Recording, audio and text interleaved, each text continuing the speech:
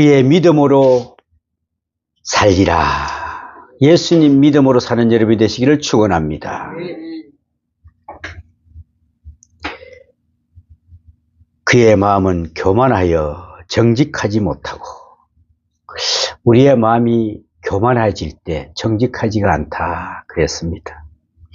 세계 제2차 대전이 끝난 이후부터 유대인들은 그들의 중요한 절기인 유월절 행사에서는 꼭 아니맘밈이라는 노래를 부른다고 합니다. 아니마밈. 이 노래의 제목인 아니마밈이라고 하는 것은 나는 믿는다라고 하는 뜻입니다. 이 노래는 그 악명 높던 아우슈비츠 수용소에서 작사 작곡된 그리고 불려진 노래입니다. 인간 역사에 가장 험악했던 사건, 600만 명이 유대인을 무참히 죽인 아우슈비츠 수용소, 그 속에서 죽음을 앞에 놓고 고생을 하던 유대 사람들이 거기에서 작사 작곡해서 계속 많은 유대인들의 노래를 부르며 위로를 받았던 그 노래입니다. 그 노래 내용은 이렇습니다. 나는 믿는다.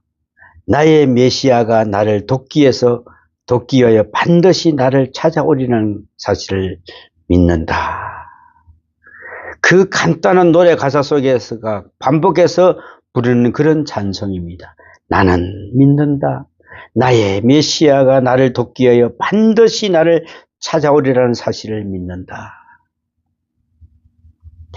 그런데 어떨 때 자신의 동료들이 그대로 끌려서 가스실로 가는 것을 봅니다.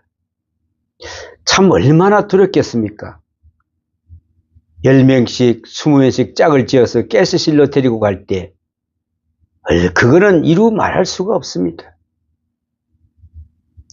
죽음을 향해 끌려가는 그 모습을 본 때는 너무나 마음이 아파서 그들이 이 찬송티에 한 절을 더 넣어서 불렀다고 합니다. 추가된 가사는 이렇습니다. 그런데 때때로 메시아는 너무 늦게 오신다. 때때로 메시아는 너무 늦게 오신다. 참 서글픈 노래지요. 그러나 거기에 있던 한 외과 의사는 절대로 그 마지막 가사를 부르지 않았답니다. 그는 확실히 메시아에 대한 믿음을 가지고 있었기 때문입니다. 그리고 그는 늘 단정히 행하고 죽음을 앞둔 시간이지만은 유리 조각으로 면도를 해가면서 마음과 몸을 늘 단정하게 끝까지 버티고 견디고 믿음으로 섰다고 그럽니다. 마침내 그는 죽지 아니하고 수용소 문을 나오게 됩니다. 나오면서 그는 마지막 절을 고쳐서 불렀답니다. 이렇게 불렀습니다. 그런데 사람들은 너무 서두른다. 너무 서둘러서 믿음을 포기할 때가 많다. 사람들은 너무 서두른다. 그래서 믿음을 포기하는 자가 많다라고 이렇게 불렀답니다. 여러분, 우리 너무 서두르지 말아야 됩니다. 왜 안 오지? 2000년 전에 오신다고 하신 예수님이 왜 아직도 안 오시지? 안 오시는 거 아닌가? 내 이름을 잊어먹지 않았을까? 나를 잊어버리지는 않았을까? 이렇게 생각한다는 것이죠. 여러분, 무엇으로 사는 것입니까? 물질로 삽니까? 물질을 주도적으로 사는 그 수준의 사람이 참 많습니다. 그래서 사람이 떡으로만 사는 것이 아니건만 떡으로 사는 것처럼 사는 사람이 많이 있다는 것입니다. 그래서 말입니다.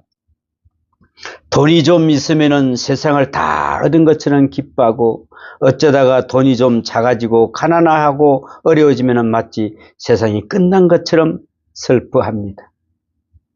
그의 마음과 생각, 철학까지도 완전히 물질의 소유에 의해서 높아지기도 하고 낮아지기도 하고 생기기도 하고 없어지기도 합니다. 이런 물질 주도적으로 살아가는 그런 사람이 있고 어떤 사람은 지식으로 사는 사람들이 있습니다. 내 지식만이 최고다.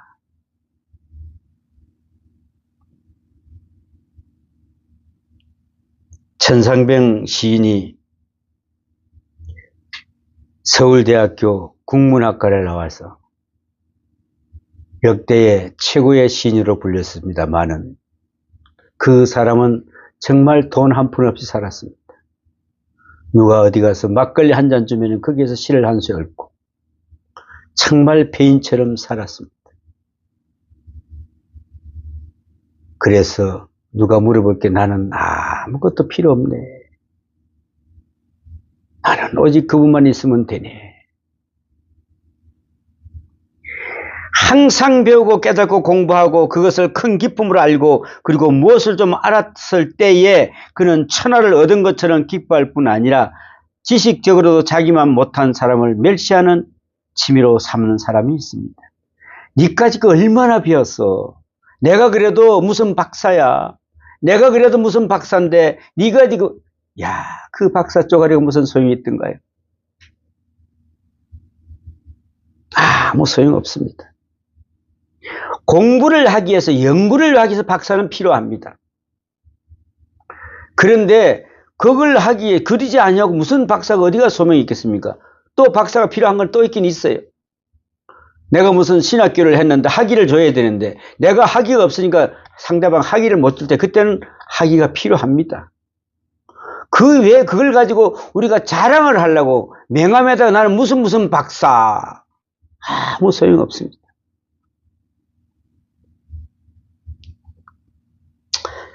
저것도 모르고 무식한 것 이래가지고 유식을 해 보았자 별 것도 아니건만 그 지식 그것으로 살아가는 인간이 또 어떤 사람은 기본으로 삽니다.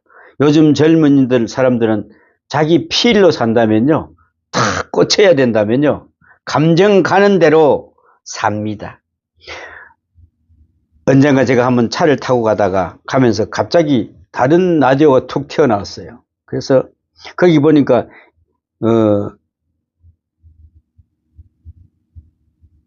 그 드라마 같은 그런 게 연속극각이죠, 그러죠? 그게 나오는데 보니까 어떤 두 사람이 들어가다가 너무 잘못됐어요. 그래서 우리 이제 끝내자. 그래서 이제 라디오 드라마 가만히 들어보면서 보니까 포장마차에 들어가면서 하는 소리가 오늘 우리 다 끝내자. 그래서 어찌자는 건데요? 끝내자. 기분에 목숨을 거는 것 같은 그런 기분이 들었습니다. 이런 기분파, 이런 철학적으로 이야기하면 낭만파 인간이라고 합니다. 그죠? 참 낭만 있다. 그런가 하면은 고집으로 사는 사람이 있습니다. 오기로 사는 사람이 있습니다. 죽을 만한 일이 있어도 억울해서 못 죽겠다. 또 오기로 내가 두고 보자. 내가 반드시 이길 거다. 그런 진념으로 사는 사람이 있습니다. 또 어떤 사람은 복수하는 마음으로 사는 사람이 있습니다. 자신의 미워하는 사람이 죽을 때도 자신도 같이 죽는 것은 자신도 같이 죽는 것입니다. 그의 인생은 무엇으로 사는 것입니까? 우리 믿는 사람은 눈으로 보는 대로 사는 것이 아닙니다. 물질로 사는 것도 아니고 지식으로 의지하는 것도 아닙니다. 현실상을 훌쩍 뛰어 넘어서서 오직 믿음으로 삽니다. 믿음으로. 여러분, 작은 일이든 큰 일이든 믿음의 사람은 믿음으로 합니다. 내가 결정할 것 아닙니다. 결정권은 그에게 맡깁니다. 누구에게요? 하나님께 맡깁니다. 그것이 바로 믿음입니다. 그리스도인은 오직 믿음으로 삽니다. 오늘 성경 말씀은 말합니다. 의인은 그 믿음으로 산다. 그 믿음으로, 이 믿음은 내 욕망이 아니고 내 소원이 아니고 내 신념이 아닙니다. 하나님께서 주시는 바로 선물입니다. 하나님께서 주시는 바로 마음입니다. 여러분, 이 마음대로 살아가야 우리가 좌로나 우로나 넘어지지 아니하고 자빠지지 아니한다는 것입니다. 오늘 본문 배경이 이렇습니다. 유다 나라의 이스라엘이 타락을 했습니다. 종교, 정치, 문화 할 것 없이 전부가 타락을 하고 죄악으로 가득 찼기에 선지자의 신령한 눈으로 볼 때는 정말 기가 막힙니다. 정말 이게 나랄까? 이 지금 사람들이 하고 있는 게 이게 정말 사람의 짓을 하고 있는 것일까라고 봅니다. 이 멸망할 수밖에 없고 멸망될 수밖에 없고 하나님의 진노와 심판이 임박한 것을 느끼게 된다는 것이죠. 그래서 그는 성문에 올라가서 부르짖습니다. 하나님, 어찌 이렇게 되는 것입니까? 어떻게 이렇게 망하는 겁니까? 하나님께서는 무엇을 정해놓으신 것입니까? 그렇게 울부짖고 있습니다. 이 질문에 대하여 하나님께서 대답하십니다. 뭐라고 대답하십니까, 여러분? 하나님께서 뭐라고 대답하십니까? 기다려라, 정한 때가 있나니. 그리고 이는 믿음으로 살리라, 말미암아 살리라. 무서운 심판이 있을 것이다. 당연히 있을 것이다. 이렇게 이야기합니다. 그러나 이 심판을 넘어서 구원의 역사가 있고 밝은 아침이 있고 메시아의 나라가 임할 것이다. 말씀하시고 의인은 믿음으로 산다. 그 믿음이 무엇입니까, 여러분? 그 믿음이, 이것은 미래지향적입니다. 현실을 넘어서는 것입니다, 여러분. 상황을 넘는 것이 바로 믿음입니다. 오직 밝은 미래를 저 높은 것을 지향하고 있습니다. 그 소망 속에 믿음이 있습니다. 또한 그 믿음을 가지고 현실을 봅니다, 여러분. 미래를 향하여 가는 오늘의 가정도 그 깊은 곳에 하나님의 뜻이심을 압니다. 매 속에 사랑이 있습니다. 진노 속에 긍휼이 있습니다. 혼미함 속에 하나님의 오묘한 긍휼이 이어지고 있다는 말입니다. 그것을 보고 느끼며 살아가는 것이 바로 믿음으로 사는 것입니다. 나아가서는 저 앞에 있는 약속을 지향합니다. 하나님의 약속, 하나님의 말씀을 통해서 주신 약속을 믿고 오늘을 사는 것입니다. 오늘을 사는 믿음. 우리는 어떤 마음으로 살고 있습니까? 이것은 정말 소중한 성령으로 말미암은 선물입니다. 선물. 데이빗 이빙스턴이라고 하는 유명한 선교사가 있었습니다. 그분이 아프리카 오지에서 가서 많은 고생을 했습니다. 선교 사역에 대단히 중요한 인물입니다. 리빙스턴이 이렇게 16년 동안, 무려 16년 동안 모든 고생을 하고 잠시 고향을 방문했습니다. 그를 맞으러 나왔던 고향 사람들은 리빙스턴의 모습을 보고 모두가 목을 놓아 울었습니다. 왜 울었을까요, 여러분? 너무 초라했습니다. 너무너무 초라했습니다. 27번이나 열병을 앓아서 죽을 뻔했기 때문에 뼈만 남아 있었습니다. 앙상한 뼈가 드러난 그의 허약해진 몸을 보면서 모두가 울었습니다. 그뿐이 아닙니다. 사자에게 물려가서 오른팔 하나가 간신히 붙어 있을 뿐입니다. 이런 것을 보고 모두가 감격하여 눈물을 흘리고 그를 위로했습니다. 그때 글래스코우 대학에 가서 선교학 강의를 하는데, 젊은이들에게 강의를 하고 있을 때에 대학생들이 물어보았습니다. 선교사님, 그 어려운 고통을 어떻게 이길 수 있었습니까? 라고 물어봅니다. 그 아프리카 오지에서 외롭고 무서운 곳에서 어떻게 그 많은 시를 이길 수가 있었습니까? 그는 담담하게 대답했습니다. 뭐라고 했을까요? 볼지어다 내가 세상 끝날까지 너희와 항상 함께 있으리라. 세상 끝날까지 함께 하시리라는 이런 말씀을 믿고, 그 말씀을 딱 붙잡고 그 말씀을 믿고 살고 힘들었고 용기를 얻어서 오늘 있다고 말을 했습니다. 내가 정말 힘들었지만은 이 용기에 이 말씀을 붙들고 살았습니다. 제가 중국에 선교할 때 중국 좌오지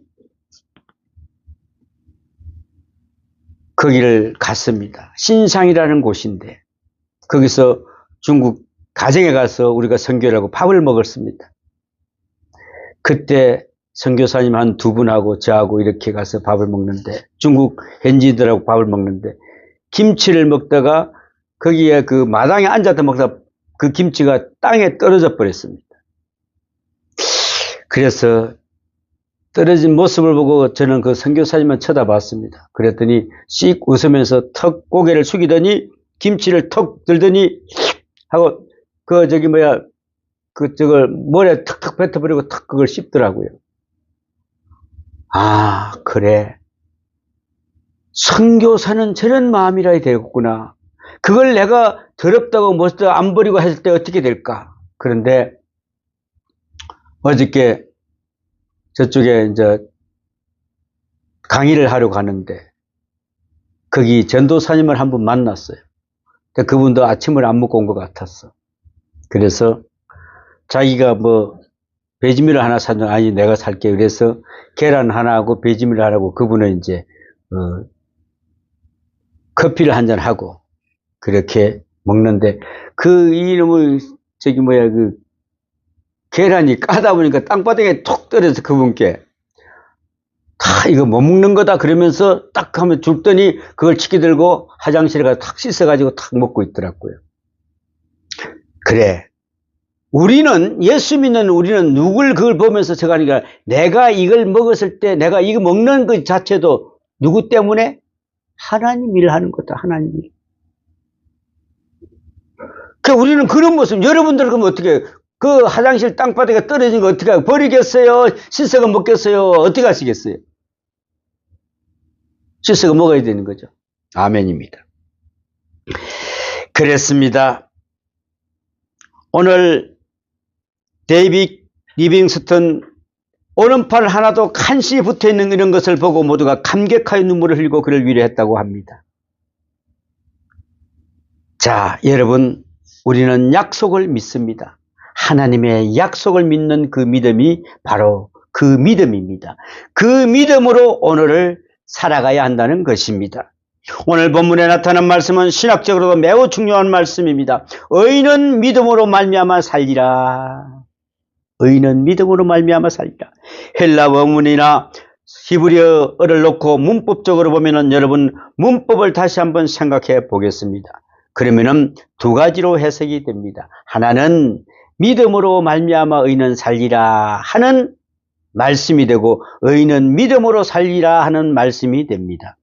믿음이라고 하는 것은 에크데우스라고 하는 건데 에크피스토라고 하는 이 말과는 그 부사를 주어에 붙여서 동사에 사용하느냐 붙이느냐에 따라서 뜻이 달라집니다. 여러분 이것을 아셔야 됩니다. 믿음으로 말미암아 의인은 살리라. 이것은 바로 교리입니다. 교리. 의인은 믿음으로 산다는 것은 이것은 바로 윤리입니다. 기독교 교리와 윤리가 통합된 대단히 중요한 딱 한마디가 바로 복음입니다. 복음. 자, 이것을 우리가 깊이 생각해 봅니다. 그 믿음이란 무엇입니까? 믿음은 뭐로 산다는 말은 무슨 뜻입니까? 믿음으로 살아갈 때에 그는 기다립니다. 믿기 때문에 기다리는 것입니다.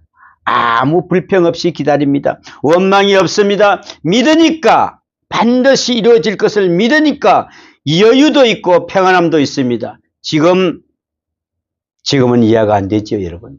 안 되죠. 그러나 믿습니다. 믿음으로 알고 믿음으로 바라봅니다. 평안합니다. 그래야 우리가 기다릴 수가 있는 것이에요. 지금 현재 내가 이렇게 막 힘드는데 어떻게 내가 살까? 어떻게 고통을 견디지? 욥이 어떻게 고통을 견디겠습니까? 확신했습니다. 하나님은 살아 역사하신다는 것을.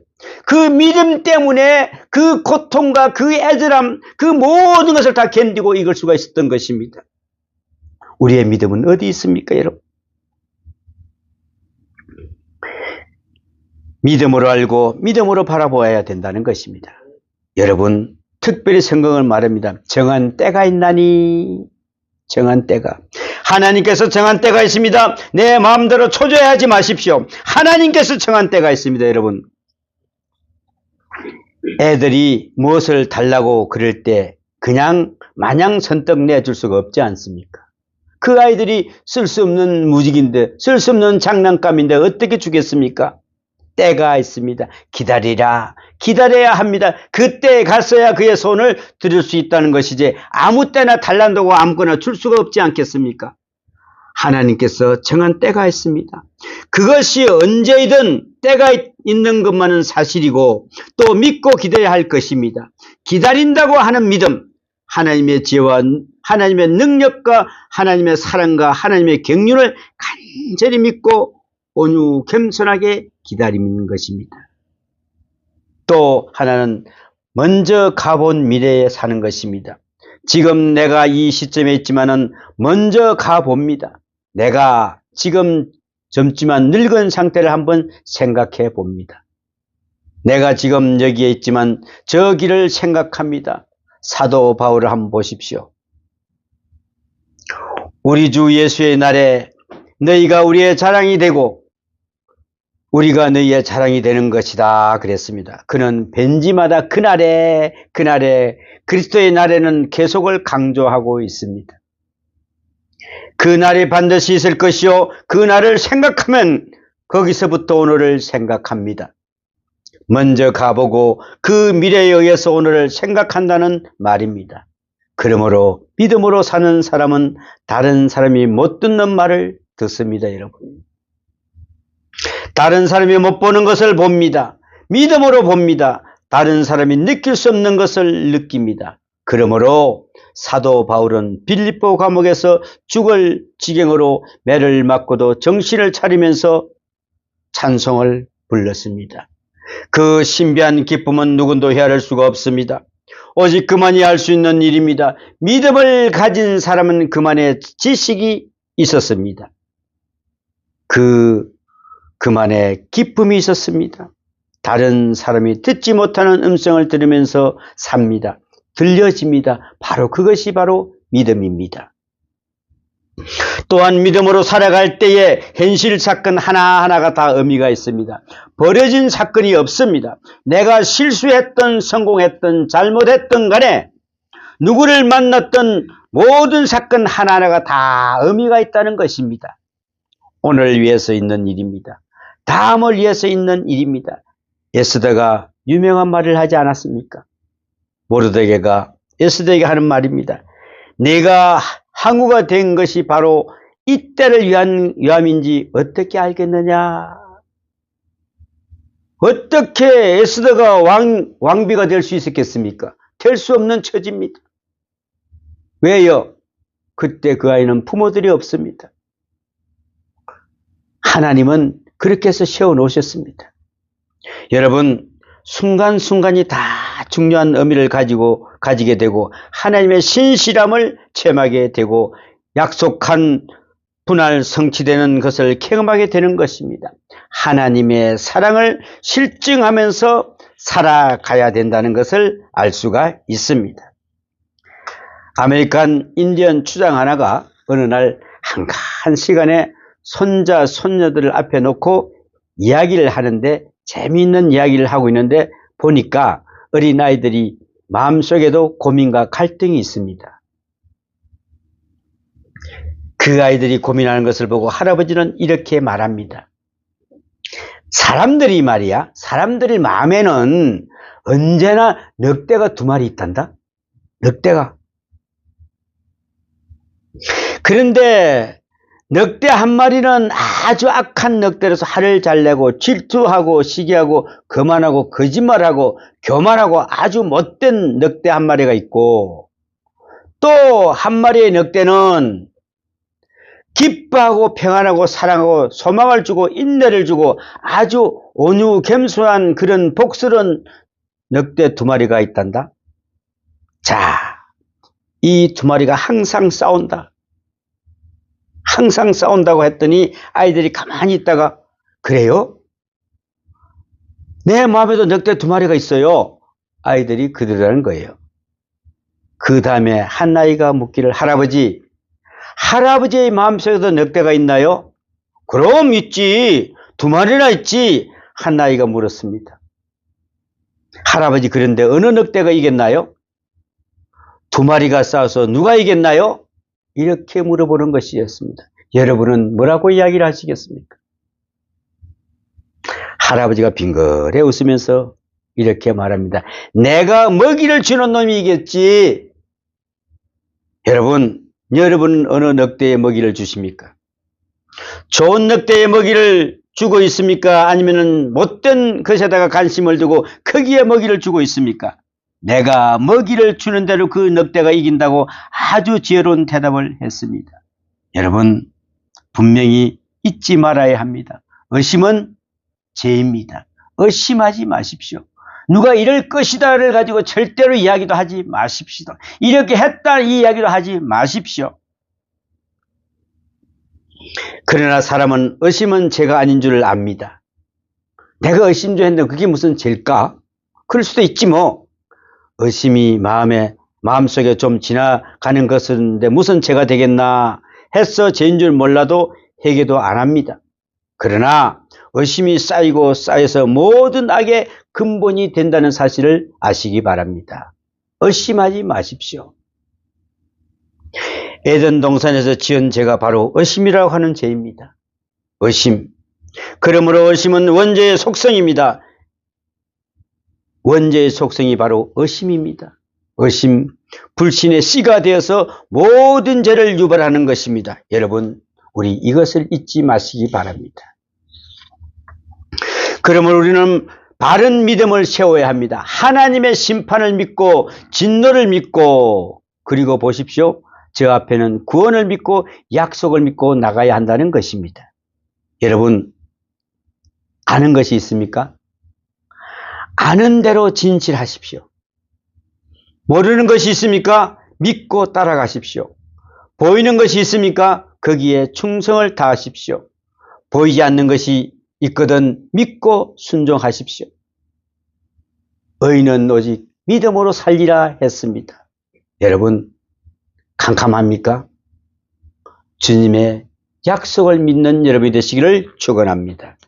기도합니다. 아버지 하나님, 우리는 아는 게 있습니까? 모르는 것이 있습니까? 모르면은 따라가 보시기를 바랍니다. 거기에 충성이 있습니다. 보이지 않는 것을 믿고 그나오는 거기에 순종이 되는 것입니다. 의인은 오직 믿음으로 살리라고 했습니다. 그의 믿음대로 드리라는 것을 우리는 믿고 따르는 복된 자들이 되기를 원합니다. 주여, 우리의 모든 것을 의심하고 남을 시기하고 질투하고 또 우리의 모든 것을 주님 믿지 않는 그것을 용서하여 주시옵소서. 오늘부터 이제 어떤 한이 있더라도 주님 말씀대로 믿고 따르는 복된 삶이 되게 도와주시옵소서. 이 모든 말씀 우리 주 예수님 이름으로 기도합나이다. 아멘.